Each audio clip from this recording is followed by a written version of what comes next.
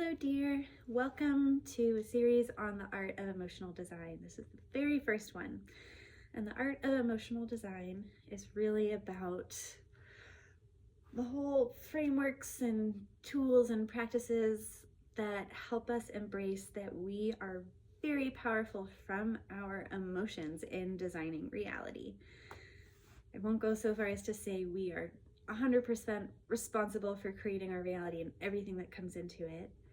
I think there's a lot of ways we're being met with other people and whatnot, but I think our emotions, our expectations, our beliefs have a huge impact on what we experience. So that's what this is all about. And yeah, I'm excited to share it with you.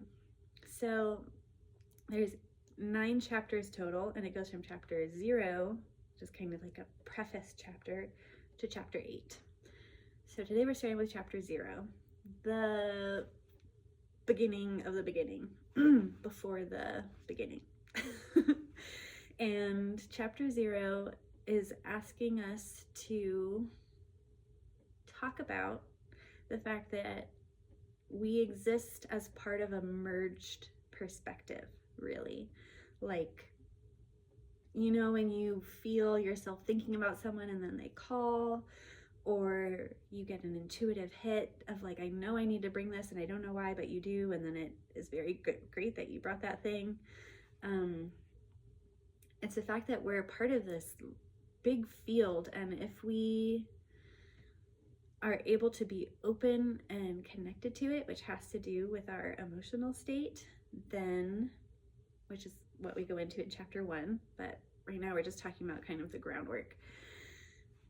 We just need to all have a word for that there is this big merged thing that we can sometimes really feel connected to. And I would say that we are always connected. We just feel different levels of openness and reception to that connectivity to our larger selves.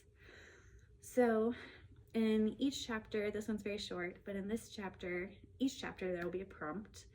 And in this one, the prompt is, what is your word for your relationship with all that is?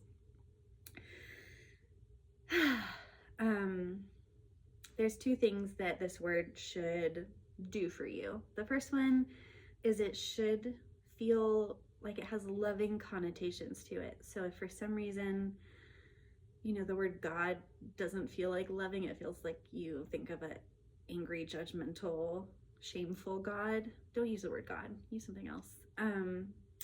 The second thing is this word should feel like it's connected to you and it's like you are a part of it. You are not a separate entity from this larger thing.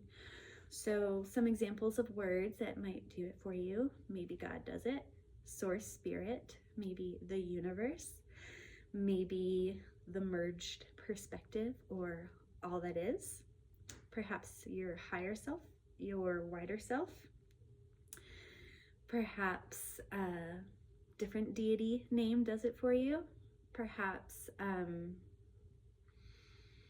Tom Robbins, the author, uses the word the infinite goof. I love that playfulness. Pam Grout talks about the field of infinite potential. I love that. So, and also I think a piece of this is it's very likely that no one word is actually going to feel like totally perfect and like it's actually fully capturing the essence of this ineffable mystery that we're a part of, you know. Maybe it's the great mystery is what you want to call it. But it is something that it's very helpful in the art of emotional design to have some way of discussing it that feels true to us, that is, we are kind of like these porous beings.